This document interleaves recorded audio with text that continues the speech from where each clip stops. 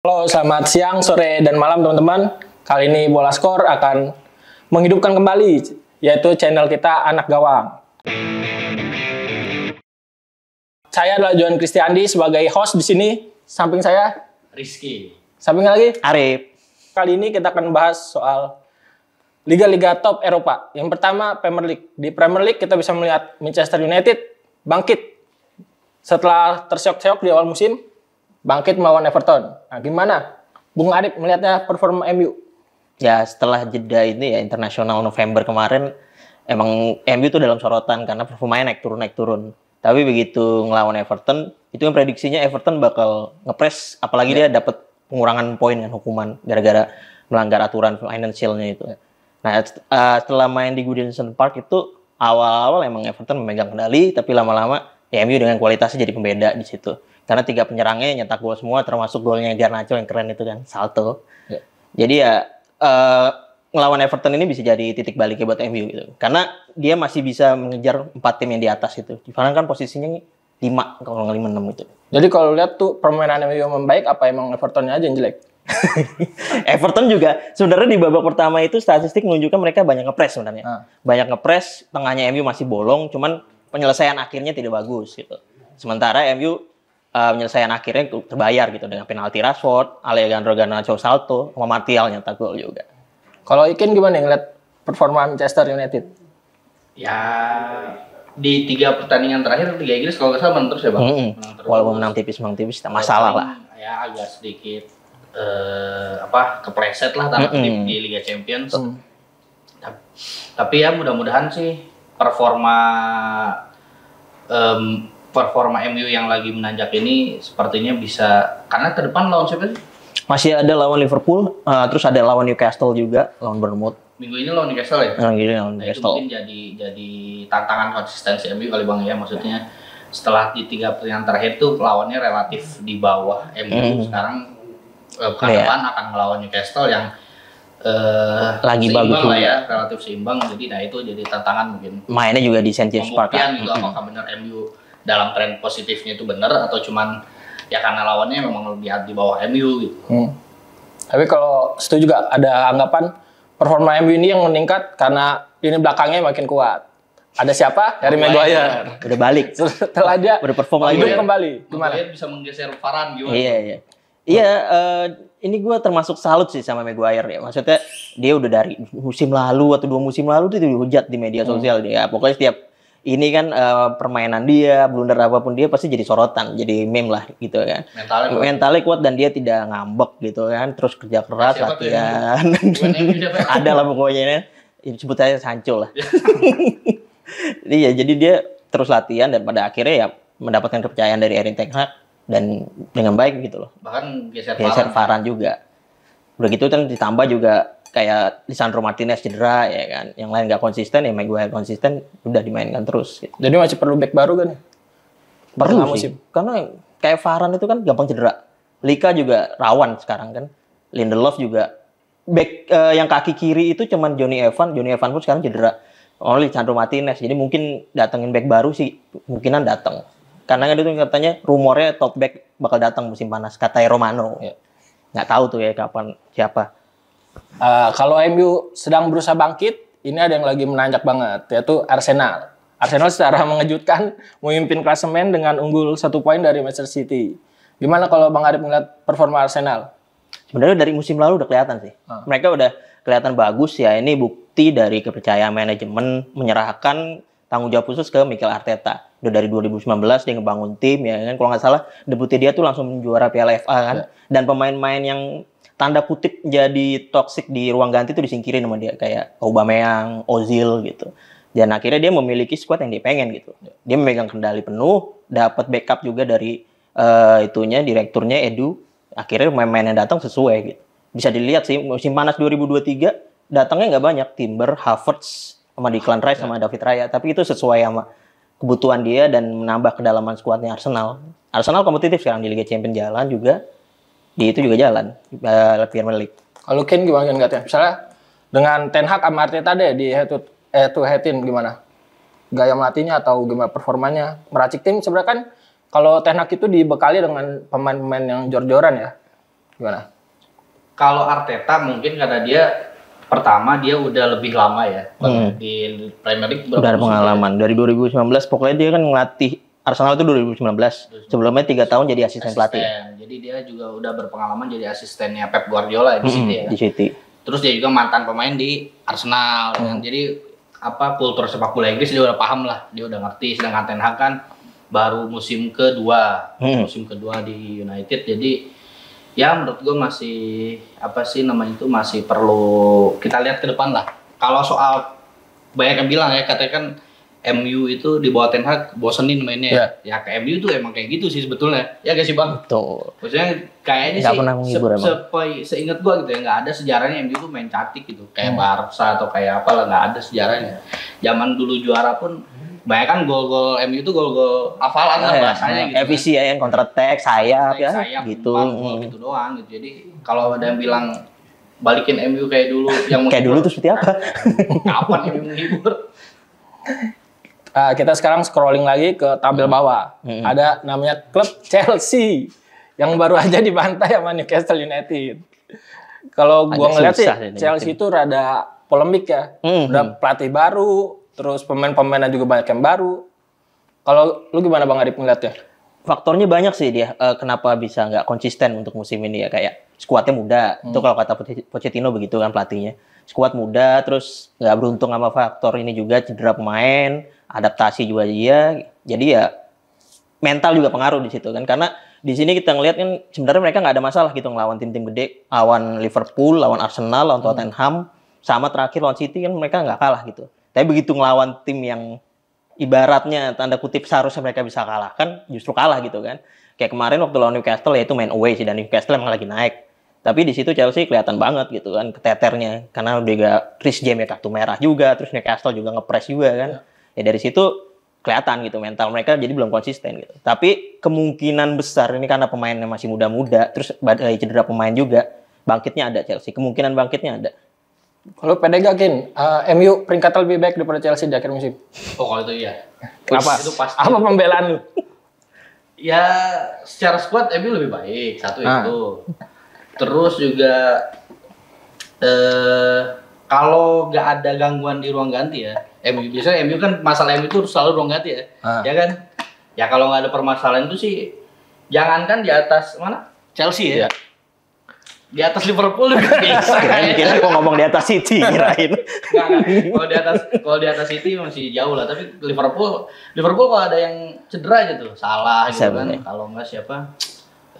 Mereka main di ini lagi kan, apa namanya, Liga Malam Jumat juga, Liga Eropa, ya kan? Main di 3 kompetisi, 4 kompetisi gitu kan. Jadi ya masih panjang lah, masih bisa lah MU ngejar Liverpool.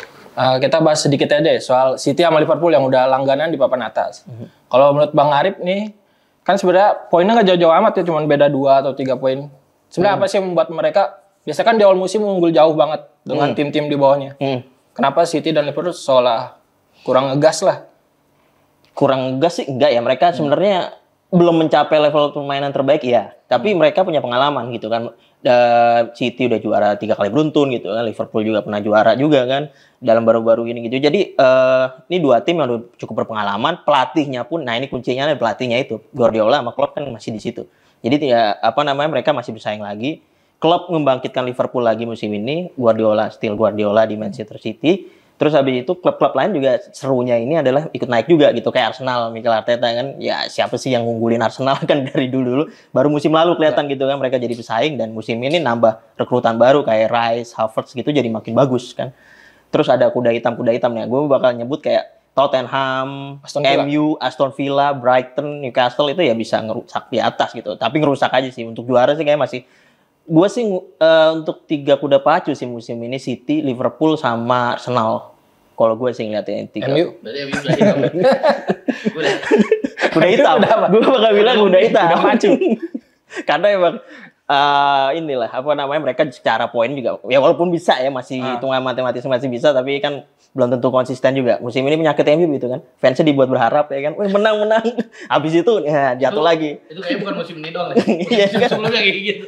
Jadi nggak konsisten. Zaman Ole itu kan. Iya. Dan Ole kita sempat berharap. Minimal bisa bersaing lah gitu kan. Terus habis itu ya udah hilang harapan. Oke, kalau kita nggak jauh-jauh dari MU ya, kita akan membahas kompetisi lainnya yang diikuti oleh MU, yaitu adalah Liga Champion, di mana MU belum bisa memastikan dirinya untuk lolos. Bang Adip ada apa? Info gak tim-tim mana aja yang udah lolos ke babak 16 besar? Kalau tim yang udah lolos itu ada ini ya, Atletico. Pokoknya nih trio Spanyol udah lolos semua. Bukan trio sih, 4 kuartet. Atletico, Barcelona, Madrid, Sociedad itu udah masih lolos. Dari Italia udah 2, Lazio sama Inter. Dari Jerman juga 3, Leipzig, Dortmund, Munchen. Dan dari Inggris baru 1, Man City doang. Sejauh ini yang baru udah lolos adalah itu, tim-tim itu. Jadi soal kandidat juara sih udah bisa dilihat harusnya dari tim-tim yang udah lolos ini. Gue bakal langsung ngomong kalau kandidat juaranya di sini sih Madrid, terus Man City ya, karena ya dia treble musim lalu. Jadi ya status juara bertahan dan favorit itu wajar. Munchen. Mungkinannya sih itu. Kalau ini ya, apa ngelihat posisi MU sekarang ya. Pada saat ini direkam MU ini belum main lawan Galatasaray. Belum ya. Kalau kalah kemungkinannya kecil banget. Udah nggak lolos sih. Udah langsung bisa gue bilang nggak lolos. Karena posisi di klasmen sekarang ini di grup A itu Bayern Munchen di atas 12 poin.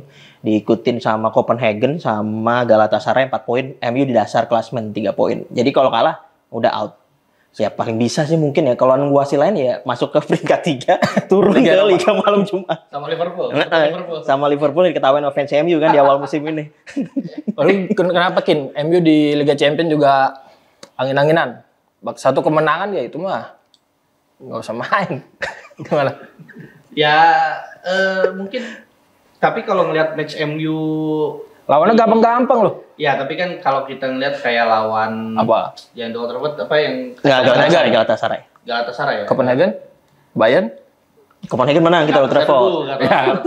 Gua lawan Munchen itu udahlah. Panasnya ini kurang gitu. Telat panas. Kayak Jerman dia. Mesin diesel. Kebalik ya. MU yang nggak panas. Terus?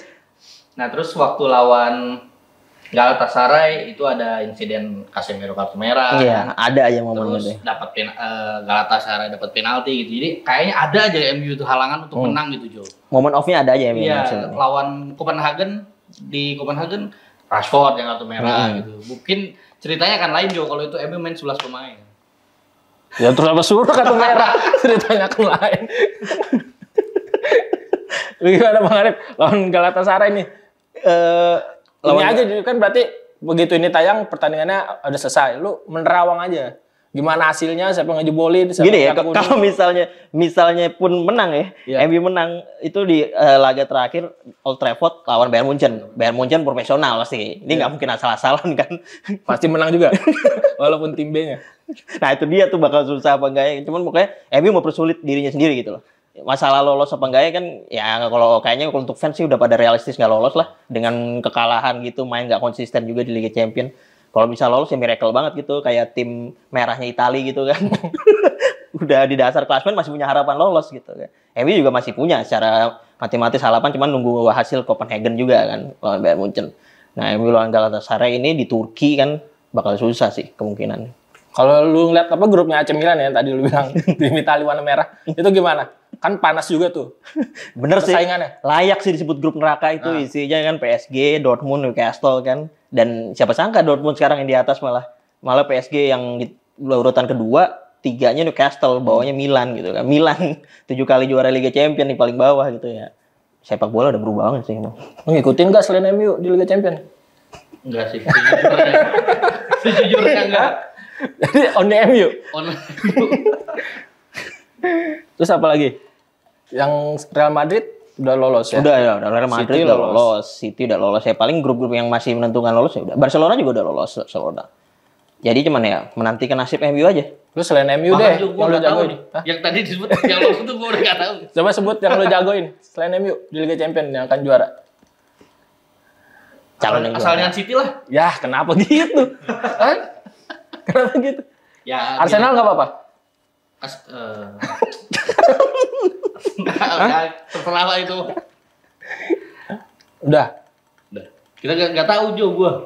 Lu berarti gini deh. Sekarang bahas yang lu expert nih, yaitu adalah Piala Dunia U17 di Indonesia. Kan lu ngeliput kan? Liput. Nah, lu dari masa persiapan? Dari masa persiapan. Ngikutin kemana aja? persiapan tuh kan timnas, gua kalau persiapan ngikutin di sini aja yang latihan di Jakarta kan. Cuman mereka sempat TC juga ke Jerman tuh. Lu ngeliat timnas U17. gimana persiapannya berapa bulan, terus gimana persiapannya lu ngeliat ya sebenarnya ini cuman apa peserta doang ini mah. Karena kan Piala Dunia U17 itu Dadakan juga sih. Ya bisa dibilang dadakan lah ya. Maksudnya kita kan baru diputuskan jadi tuan rumah Piala Dunia U17 itu setelah Peru gak jadi tuan rumah kan.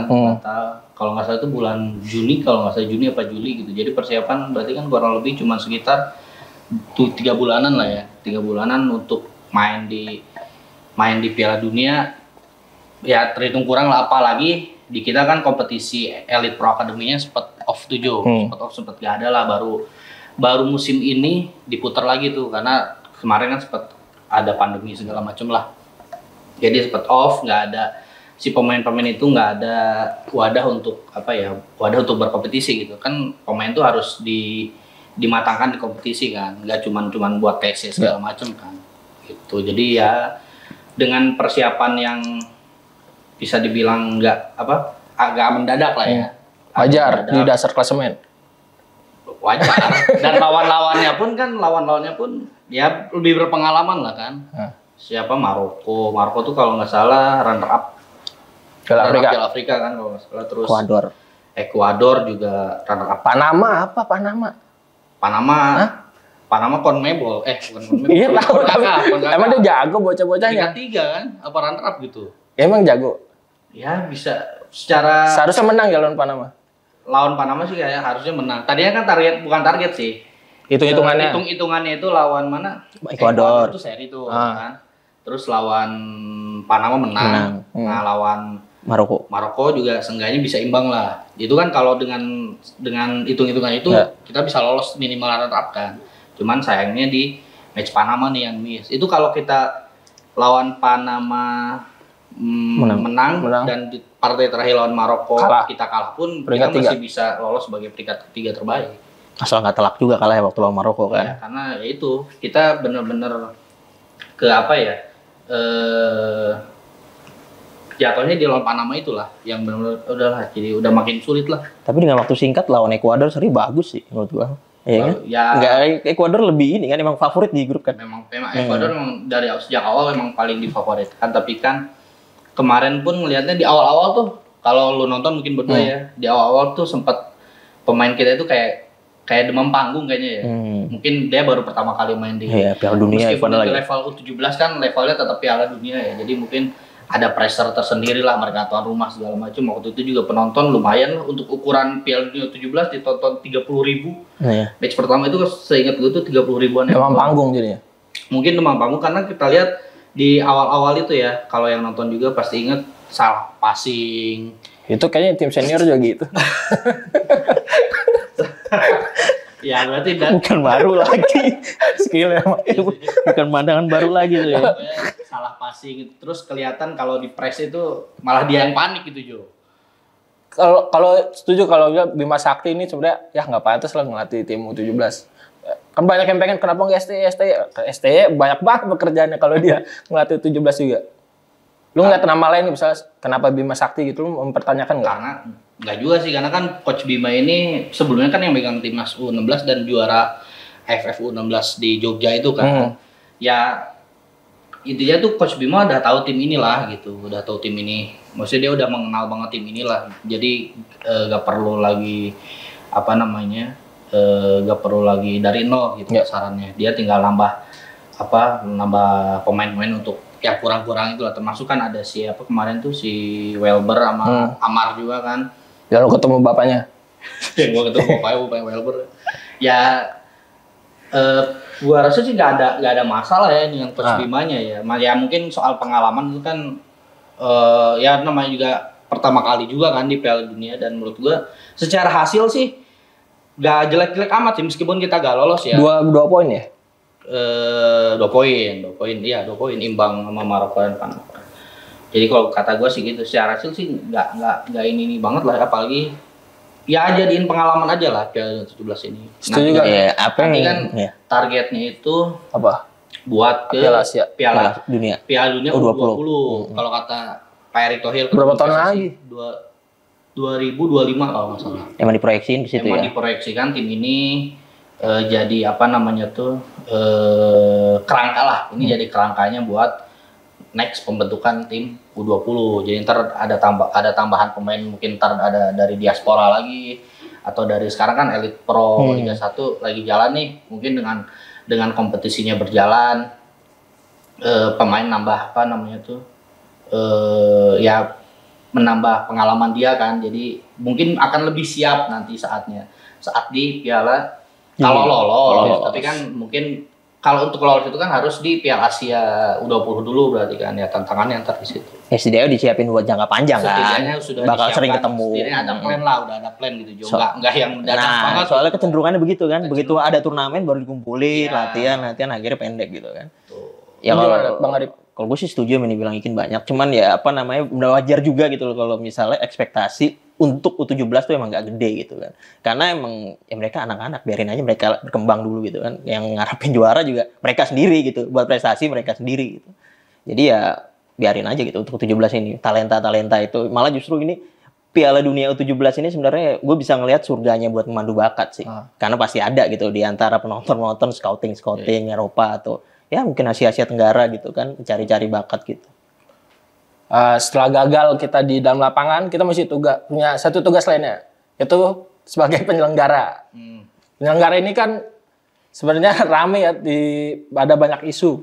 Satu isu yang tersebar itu adalah soal animo penonton. Gimana penonton FIFA katanya mengeluhkan kepada PSSI, ini gimana sih kurang penontonnya? Apa karena apa ya? Publishnya yang kurang banyak atau gembar-gembornya, apa karena ketuanya nggak jadi maju? Nah itu gimana tuh? Jadi nggak dijadiin lahan. Soal animo ya. Kan liputan langsung di mana? Surabaya. Liputan di Surabaya dan di Jakarta akhir-akhir.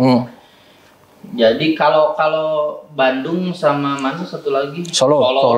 Gua sih ngebaca dan ngelihat di statistik ya, kalau Bandung Solo sih relatif yang agak sepi. Cuman kemarin pas semifinal itu kalau gua nggak salah itu meningkat jadi sekitar 8 ribuan lah yang nonton match semifinal itu. Sebelumnya tuh di Solo itu yang nonton sekitar 3.000, 4.000. Itu paling rendah lah di antara tingkat kehadirannya ya. Tingkat kehadiran penonton di Solo itu paling rendah di antara Jakarta, Bandung sama Surabaya.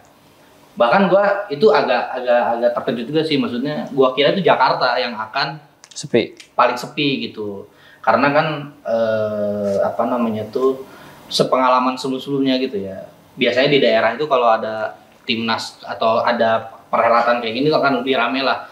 Jakarta biasanya nggak seramai itu, apalagi timnas kan mainnya nggak di sini nih. Kecuali mungkin timnas main di sini mungkin akan rame juga. Tapi ternyata faktanya ya secara data gitu ya. Ternyata JIS relatif lebih rame yang nonton. Mungkin juga faktor karena di situ ada Inggris kali ya. Ada Inggris main di situ, ada Brazil main di situ. Jadi ya mungkin ada tim-tim itu, apalagi Inggris ya. Inggris kan meskipun prestasi timnya gak ada prestasi tapi fansnya paling banyak kayaknya. Mewah Gitu ya. Dan kalau animo sih, balik lagi soal animo ya, di Surabaya sih punya fanatisme tinggi terhadap sepak bola. Pertama di sana ada Persebaya kan, dan kedua ya setiap timnas di sana main itu emang relatif pasti rame, baik itu timnas senior maupun timnas kelompok umur. Kemarin aja yang nonton itu match pertama itu pembuka itu sekitar 30 ribuan, match kedua sempat agak turun tuh karena match kedua itu mainnya hari Senin, mungkin ngaruh juga tuh ya di sana. Hari Senin tuh sekitar, tapi masih hitungannya masih rame, 17 ribuan. Itu penontonnya penonton organik apa dikerahkan? Kalau gue lihat soalnya di TV ada yang pakai baju putih mirip-mirip. Ini emang dia satu rumah sama pakai baju putih. Kalau di Surabaya waktu itu, gue kan sebelum pertandingan keliling dulu tuh, keliling lihat apa? Live. Ya. Keliling lihat kondisinya stadion.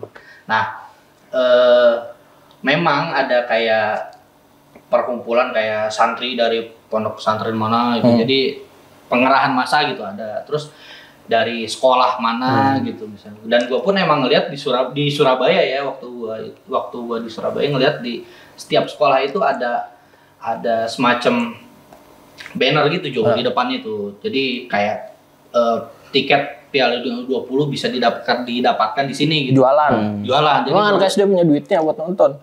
ya mungkin didistribusikan lewat itu, kita nggak tahu ya, soal itu kita nggak tahu, nggak sampai gitu. Cuman ngelihatnya, sedangkan di Jakarta gue ngelihatnya kayak gitu. Mungkin itu karena timnas main di sana gitu ya. Jadi harapannya mungkin penonton ya pasti akan lebih banyak, otomatis timnas main di sana pasti lebih banyak. Dan kalau lu bilang tadi penonton organik, gue sih, tapi kayaknya ada juga Jo. Maksudnya lumayan juga lah penonton yang, karena di atas 0,5% lah ya. Ya di atas. Jadi mungkin 50-50 kayaknya Jo. Jadi 50-nya memang bener dia membeli gitu ya, sisanya undangan dan segala macam. Kalau Surabaya ya. Bang Arif ngelihatnya sebenarnya itu problem setiap Piala Dunia kelompok umur. Apa penontonnya dikit atau emang di Indonesia doang? Karena yang sebenarnya yang senior juga ada beberapa Piala Dunia yang pertandingannya istilahnya nggak seru lah, nggak mempertemukan tim-tim gede, itu sepi juga. Gimana kalau Bang Arif ngelihatnya? Masalah penonton? Nggak masalah sih kalau masalah penonton ya. Maksudnya gue ngeliatnya dari luar kan, pandangnya nggak begitu tahu kayak gitu. Cuman untuk U17 emang rata-rata segitu sih udah bagus gitu loh. Karena kita nggak tahu siapa dia, ya kan, kita nggak kenal siapa dia, ya kita pure menikmati sepak bola aja gitu. Kalau kayak gue pribadi gitu kan, gue ngeliat misalnya kayak Brazil, Argentina gitu kan, terus kayak Inggris kemarin juga lawan Brazil kan, ya itu kan mereka umur 17 gitu kan, tapi mainnya udah mateng gitu, kayak enak aja gitu. Dan itu terjadi di negara kita kan, Indonesia. Jadi kayak ngeliatinnya enak aja, fluent gitu.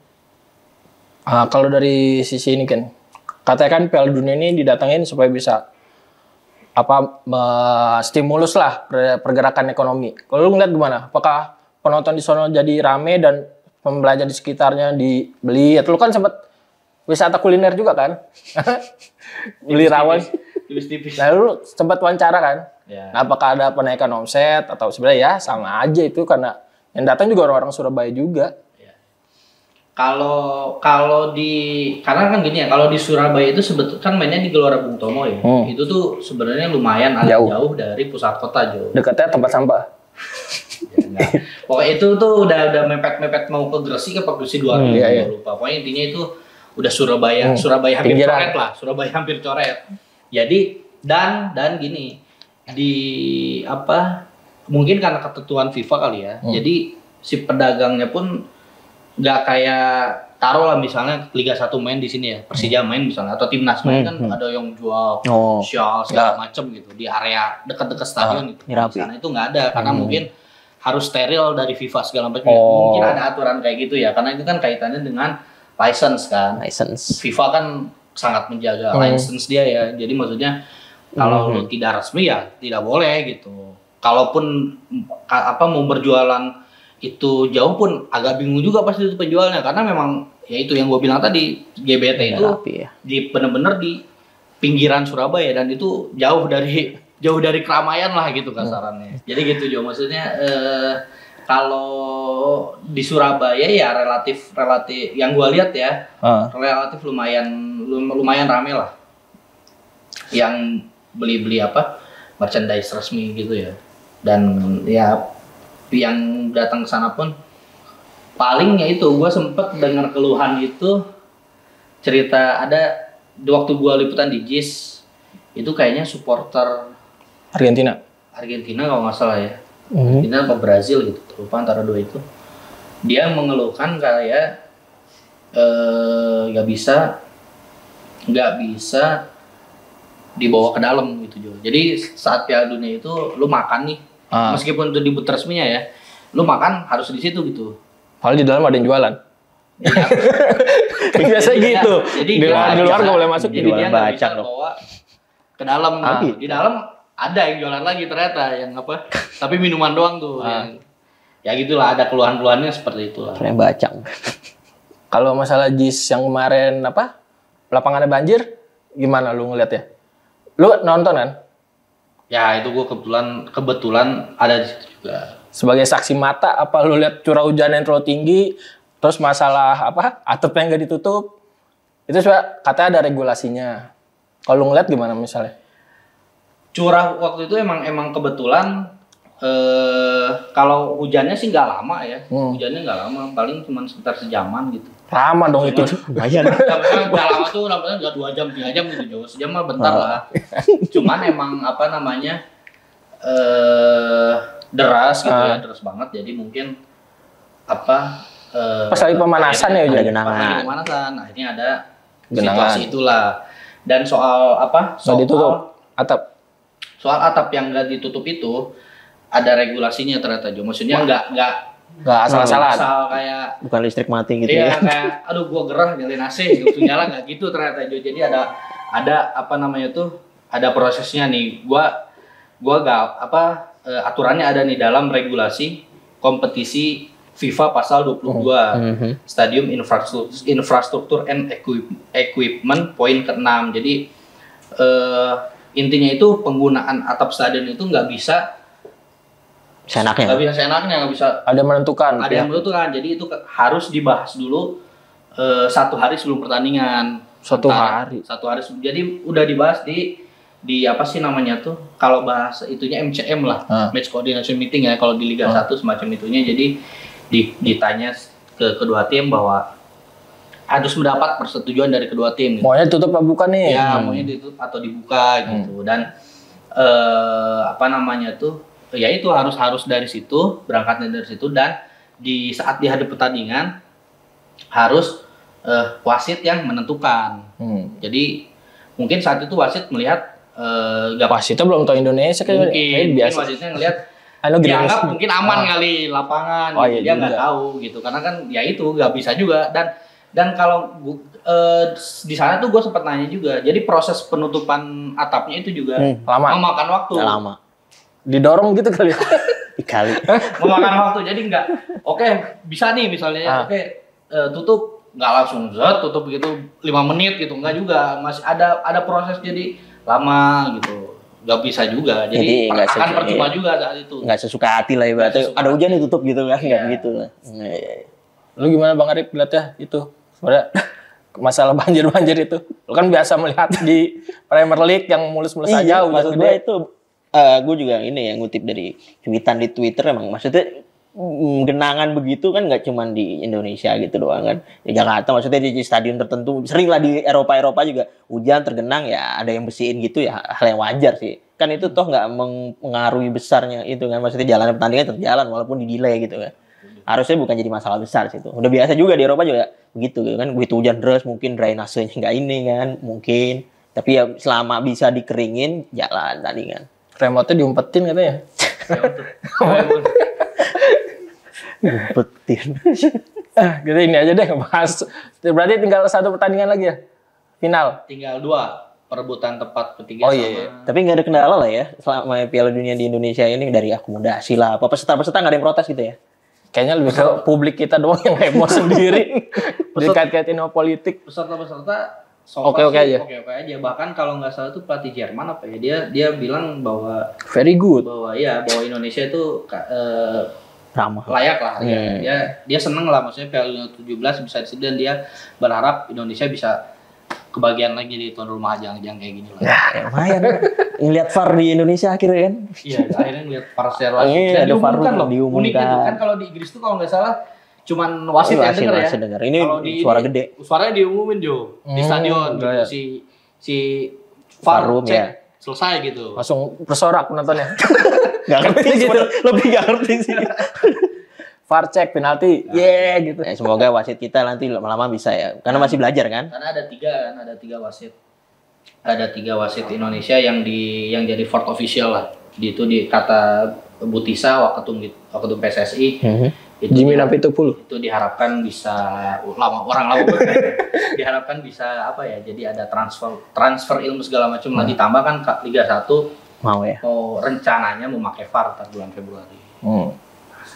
Kita berarti bahas ini dong laga final yang mempertemukan apa? Jerman lawan sama Prancis. Itu gimana? Kayak kalau ngelihat perjalanan kedua tim dari babak penyisihan sampai final, Jerman ya? Jerman lebih konsisten sih. Maksudnya Prancis sih memang sempat gak kebobolan tuh. Dia baru kebobolan kemarin tuh lawan Iya, Mali. Lawan Mali dia baru kebobolan. Coba itu banget. tuh. Cuman langkah ke babak berikutnya si Prancis ini agak-agak nih, dia kan di 16 besar sempat adu penalti tuh yang lawan Senegal gitu. Jadi sedangkan Jerman mulus-mulus aja gitu Jo. Jadi secara apa ya? Secara hasil dan langkah itu Jerman kemungkinan lebih unggul dan mereka pun si pelatihnya itu punya target buat mengawinkan gelar Piala Eropa karena Piala Eropa sebelumnya juara Piala Eropa U17 ya. Lu Bang Arif lihat ada Jerman sih kansi untuk juara karena gua ngelihatnya ini Jerman yang harusnya Jerman senior sekarang lakukan gitu loh. Mereka nggak dominan kuasai bola tapi main bolanya efisien gitu kan, efisien nyetak gol juga ya. Ini unik sih sebenarnya, harusnya yang senior justru malah ngelihat dari U17 ini karena mereka U17 ini juara Piala Eropa gitu kan, terus sekarang masuk ke final dengan kans juara juga gede itu. Kemarin lawannya Argentina tuh bukan kaleng-kaleng tuh lawan Argentina kan, apalagi lagi pada on fire main-main di atas kertas itu individunya bagus-bagus kayak Claudio Echeverri gitu kan. Nah, iya, dan mereka menang gitu Jerman. Bahkan satu lagi Prancis itu kemarin semifinal itu kan nyaris kalah tuh sebetulnya sama Mali kan. Mereka bisa balik unggul setelah Mali karena satu pemain Mali kena kartu merah gitu. Mungkin kalau Mali saat itu masih 11 pemain, ya siapa yang tahu Jo, bisa jadi mungkin Mali yang lolos. Jadi kayaknya Jerman lebih punya peluang lebih besar lah. Tapi kan kita nggak tahu, bisa juga Prancis yang tiba-tiba ternyata picknya di final nih ternyata gitu kan. Kalau tadi kan tim yang diunggulin juara, kalau misalnya lu Bang Arif ngelihat pemain deh yang bersinar, satu aja sebutin. Echeverri nggak tahu. Yang lu tahu apa karena dia emang bersinar? Emang bersinar, maksudnya ada momen ya waktu lawan Brazil sih. Gue ngeliatnya. The next Messi ya katanya. Katanya begitu. Cuman kayak aja the next Messi. Kayaknya udah banyak gitu kan yang disebut-sebut the next Messi ya. Kayak termasuk Takefusa Kubo kan di Jepang gitu kan. Ya ini Echeverri langsung dari Argentina. Tapi ya kalau gue ngeliatnya sih salah satunya Echeverri itu ya. Maksudnya yang membuka jalan ke Eropa bisa. Karena dia sekarang main di River Plate dan pantau klub-klub gede. Termasuk katanya salah satunya Madrid gitu kan. Ya selain itu pemain-pemain City mah siapa aja mau. Kayak dirumorin semua sih. Iya pokoknya talenta yang kelihatan tuh klien Echeverri tuh kayak Estevão Willian Brazil, ya kan, Amara Diouf Senegal sama Marquinhos Spanyol. Siapa itu gua nggak tahu. Marquinhos Spanyol udah ini dia soalnya yang Barcelona. Kan? Gara-gara ya kalau itu sih pure gara-gara dia udah debut buat Barcelona nyetak gol waktu lawan Bilbao menang ya dibahas kan. Salah satunya kan kita bikin profil kan. Oh iya. Kalau Hin, jadi satu lagi nambahin Bang Arif si Agustin Roberto dari Argentina. Dia dia gurunya Subasa Roberto Monggo. Ya, beda. Dia sekarang top skor sementara Jo di Piala Dunia U17 dengan 8 gol. Kemarin waktu lawan Jerman dia sempat hat-trick tuh, meskipun pada akhirnya Argentina kalah kan. Dia sempat hat-trick. Ini lu pemain Indonesia deh yang lu lihat menonjol, yang bisa the next Arhan bermain di Liga Jepang dan mempunyai istri influencer. Gue sih kalau gue ngeliat jari Indonesia U17 Iqbal sih gue. Kenang mainnya. Iqbal ya. Lu siapa Ken? Kaptennya. Ya striker yang satu-satu pemain Indonesia yang bikin gol selama ajang ini. Arkan Kakak. Kita dia sempet ini juga kan diserang. Katanya kebanyakan joget. Iya. Ya itu sih gue juga sebenarnya agak menyayangkan juga ya. Pas lawan Panama ya satu joget. Maksud gue itu ya dia kan masih muda, pemain muda. Jadi nggak salah Kim joget-joget. Itu wujud ekspresi Jo buat gua. Jadi maksudnya kan dia sibuk ngapalin. Ya kalaupun mau atau gas dia atau apa, ya ngasih taunya enggak usah kayak ngakimi segala macam. Kena mental lu. Takutnya kan masih muda, masih 17 tahun Jo. Papa susah sekarang sih kan, cepet di medsos kan naik. Nggak bisa dikontrol juga kayak gitu-gitu kan. Dan dia udah debut juga itu di Liga 1 sama Persiso. Umur segitu ya. Harusnya udah biasa dihujat tuh. Tahu nggak asal namanya kenapa Kakak? Bokapnya mungkin. Kayaknya ya, legenda 9. Kalau nggak salah tuh ibunya ya. Ibunya suka sama kakak. Kalau nggak salah. Sekarang terakhir deh. Ya itu Arkan Kakak anaknya ini legenda mantan striker timnas. Persija. Purwanto Suwondo bapaknya. Jadi ada gen inilah. Ada gen striker bapaknya dulu kalau ngegolin joget juga. Itu kita belum nonton Jo. Kebetulan kalau itu belum nonton. Bukan eranya. Terakhir deh. Prediksi skor final. Sebutin. Bang Arif. Kalau benar dapat hadiah. Karena di final pada all out ya 3-2 buat Jerman. Gua biar seru ya. Penalti. Iya, biar seru. karena kan nggak ada perpanjangan waktu kan kalau 17, jadi 90 menit langsung adu penalti. Jadi di waktu normalnya mungkin dua sama lah ya. Nah di adu penaltinya kayaknya Jerman. Udah. Sebenarnya udah kita bahas, udah lengkap kan dari Liga Eropa, terus dengan Piala Dunia. Kita akhiri saja berbincang-bincang yang sangat mendalam ini, mengupas kebobrokan Piala Dunia, kebobrokan. Nah, buat teman-teman sobat Bola Skor bisa follow IG Bola Skor, TikTok yang lagi rame nih, Ikin akan live terus nanti pada final, dan juga YouTube Bola Skor. Oke, terima kasih teman-teman, sampai jumpa di episode